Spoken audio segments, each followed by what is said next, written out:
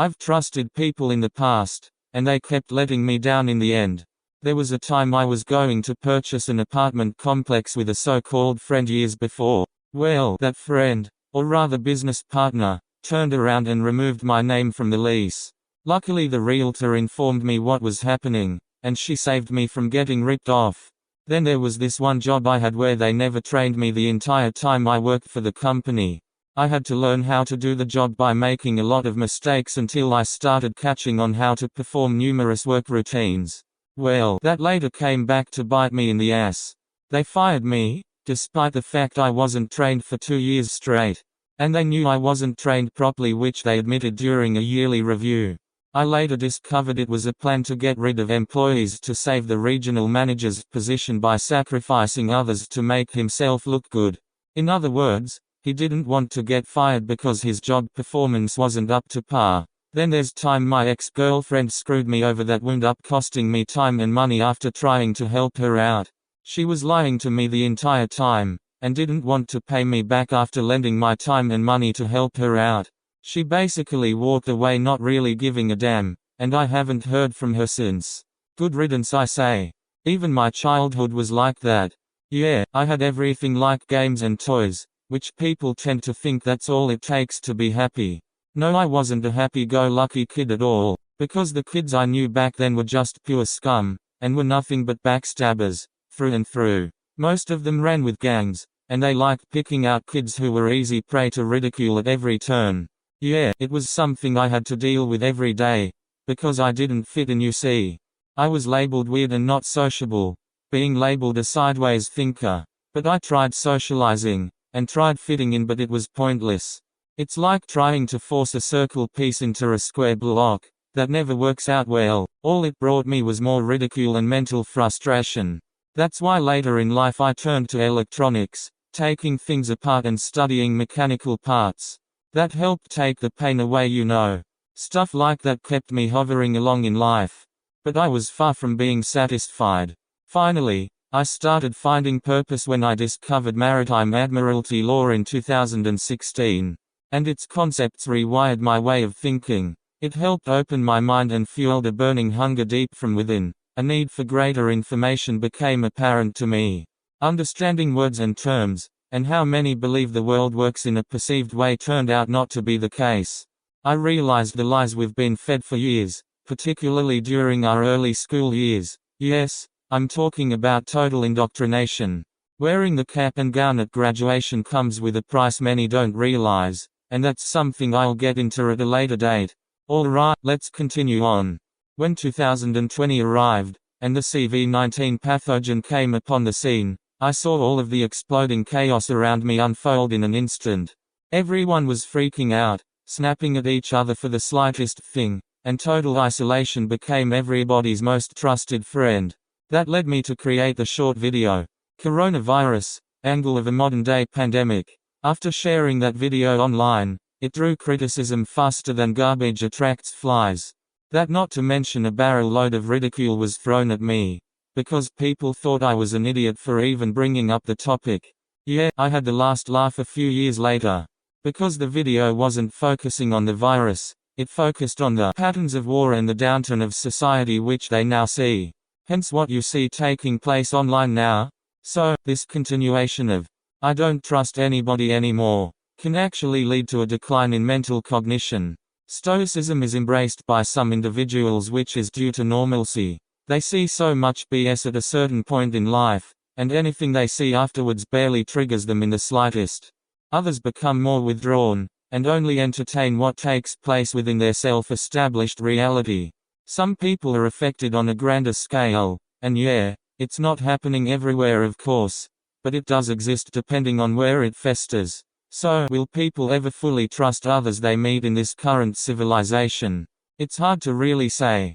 Now, if something tragic happened to someone else they don't know, they feel this void sense of deep sorrow and empathy. It's like they automatically drop that mental barrier that's usually there to shield them from ridicule. Okay. Enough of the gloom and doom. Because it gets to a point where people get stuck in a loop. They need to break out of it. So it's time to dig deeper into this to see the more concrete aspects shifting someone from trusting to full-blown skeptic. It taps into a very real phenomenon. Protective isolation. When people have been burned many times, from childhood bullies to corporate backstabbing, they don't just lose trust, they decide that trust is a luxury their mental health can no longer afford. The reason trustworthiness feels like a void to so many of us isn't because we're bitter or antisocial, it's because we've reached a state of adaptive cynicism. Now, think about your brain's primary job is to keep you alive and safe.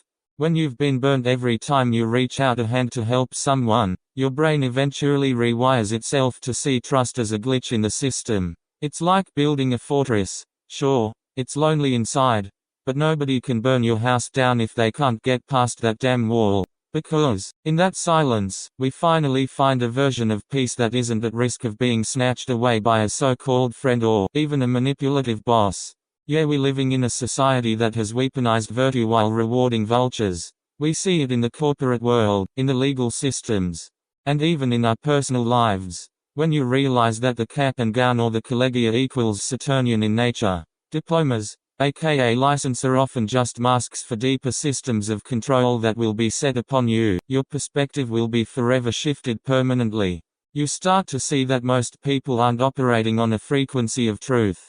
They are operating on a frequency of survival and ego. When you value your sanity, you stop trying to tune into those frequencies. You realize that the socializing you were taught to do as a kid was actually just a crash course in navigating peer pressure and hierarchy. By stepping back and saying I don't trust the narrative, you aren't losing your mind, you're actually reclaiming it.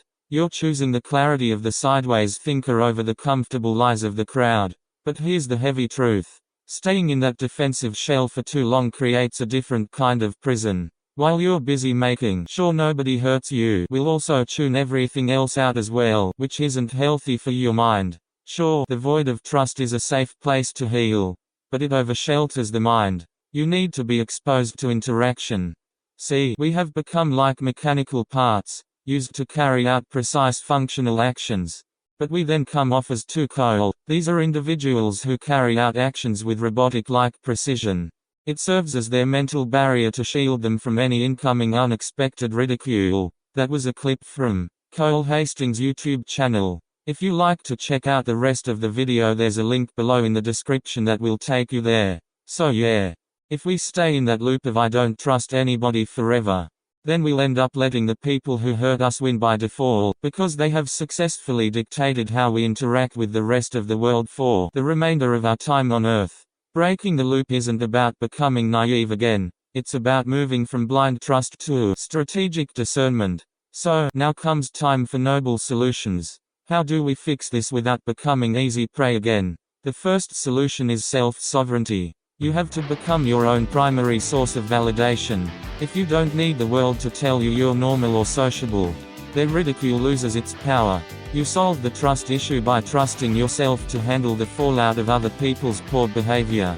You stop asking, "Can I trust them?" Start saying instead, "I trust myself to be okay regardless of what they do." The second solution is low-stakes testing. You don't have to jump back into a toxic business partnership or marriage to break the cycle. Start by practicing micro-trust. Trust someone with a small, inconsequential piece of information, or a minor task. Watch how they handle it. We often fail because we give 100% of our trust to people who haven't even earned 5%. By categorizing people into tiers: acquaintances, associates, and the very few inner circle candidates, you protect your sanity. You're not being weird. Within a social environment, you are the one who sets the barrier of entry. If they want the gold tire of your trust, they have to prove they have the character to honor it. Finally, you have to embrace the power of the pivot. The new you must learn to pivot faster. Use the stoicism, not as a way to numb your mind, but as a tool for efficiency. If someone reveals themselves to be scum, thank them for showing you their cards early and walk away without the emotional baggage. The solution to a world full of BS isn't to hide from it, but rather become skilled at spotting the patterns and attitudes that help you navigate around such people. Yeah, just dodge around the landmines before they detonate. Your mental sanity is the prize. Don't let the void of trust turn into a vacuum that sucks the life out of your future. So, if you liked what you heard today about the deeper aspects of trustworthiness, and the ideal way to use it to your advantage toward establishing better relationships with others, then smash that like button. Make sure to subscribe to Mind Blast Mechanics, where we dive deep into the observations that matter. Don't miss our next video, so make sure to tap that bell. Thanks for watching.